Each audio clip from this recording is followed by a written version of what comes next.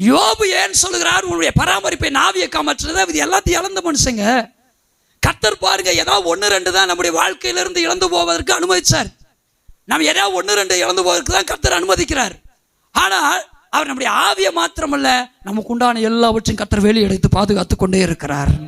அல்லேலூயா, ஆமென். கர்த்தர் நமக்கு எவ்வளவு நல்லவராகவே இருக்கிறார்.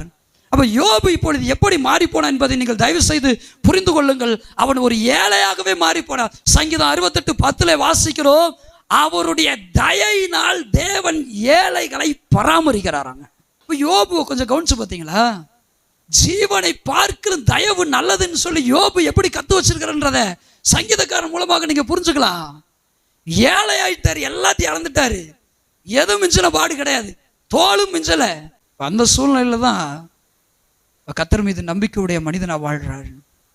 ஏன் கர்த்தர் யோபுவை பராமரிக்கிறாருங்க? அவருடைய பராமரிப்பு ஏன் அவருடைய ஆவியை காப்பாற்றுதுங்க? அவர் இயல்பாகவே ஏழைகளை பராமரிக்கிற ஆண்டவர். நான் சொன்னது யாருக்கு விளங்குச்சு? இயல்பாகவே தேவன் ஏழைகளை பராமரிக்கிறவர். யோபு இப்போ பரம ஏழையா மாறிவிட்டார். பேச்சு வழக்கில் சொல்லணும்னா எப்படி மாறிட்டாருங்க? எல்லாத்தையும் இழந்து பரம ஏழையா மாறி உட்கார்ந்துருக்கிறாரு. அவரை பராமரிப்பார்ல?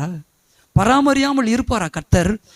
ஏழைகளை பராமரிக்கிற ஆண்டவர் என்றால், கர்த்தர் மீது விசுவாசம் வைத்து ஒருவன் ஏழையாக மாறி போனான் என்றால் அவனை கர்த்தர் பராமரிக்காமல் இருப்பாரா? கர்த்தர் அவனை பராமரிப்பதை விட்டு விடுவாரா? இப்போ சங்கீதம் 68:10 நம்ம என்ன வாசிக்கிறோம்? அவருடைய தயையினாலே ஏழைகள் பராமரிக்கப்படுகிறார்கள்.